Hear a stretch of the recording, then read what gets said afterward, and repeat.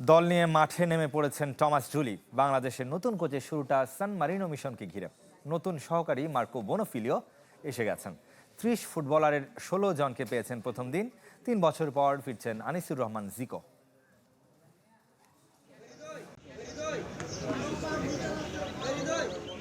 বাংলাদেশের ফুটবলের শুরু টমাস জুলি অধ্যায়। মাঠে নতুন সহকারী মার্কো বোনোফিলিও, হাসান আল মামুন আর গোলরক্ষক কোচ নুরুজ্জামান নয়ন সহ অ্যানালিস্ট টিম সংশ্লিষ্টদের সাথে বারবার কথা বলেছেন মার্কিন কোচ। যদিও ফুটবলারদের কিংস আয়ারনায় আসতে ঘণ্টাখানিক দেরি হওয়ায় বারবার সে সুযোগ পেয়েছেন কোচেরা। টিম হোটেলে নতুন কোচের সাথে ফুটবলারদের পরিচিতি পর্ব হয়েছে, তবে মাঠে প্রথম। শুরুতেই মাঠের পরিকল্পনা শেয়ার করেছেন হেড কোচ। টমাস জুলির পাঠশালায় ফুটবলাররা মনোযোগী শিষ্য।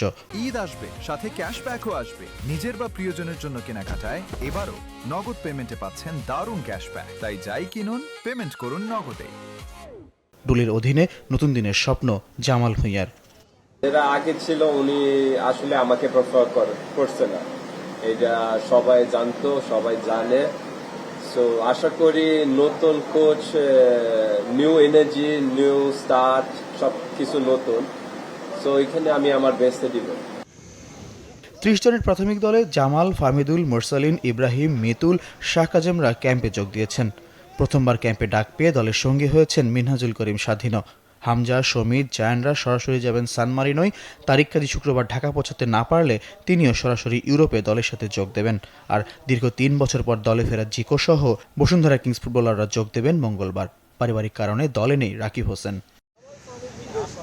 সান মারিনোয় ম্যাচের ফল ছাপিয়ে কন্ডিশনের সাথে মানিয়ে নেওয়ার চ্যালেঞ্জ দেখছেন জামাল। সাম্প্রতিক সময়ের যে কোনো ম্যাচের চেয়ে ভিন্ন অভিজ্ঞতার অপেক্ষা। এক্সপেকটেশন ইজ হাই, কারণ আমি জানি স্কোয়াড অনেক ভালো, অনেক স্ট্রং।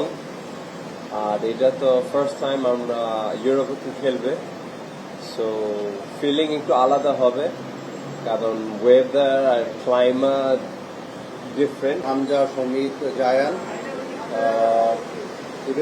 আমরা ওয়ার্ক করছি এর জন্য, তারেক কাজের জন্য। তারেক কাজী 29 তারিখে আসার কথা আছে। যদি 29 তারিখে সে এখানে না হয়, তাহলে ওকে এখান থেকে আমরা কীভাবে ওখানে নিতে পারি সেটা চেষ্টায় আছি।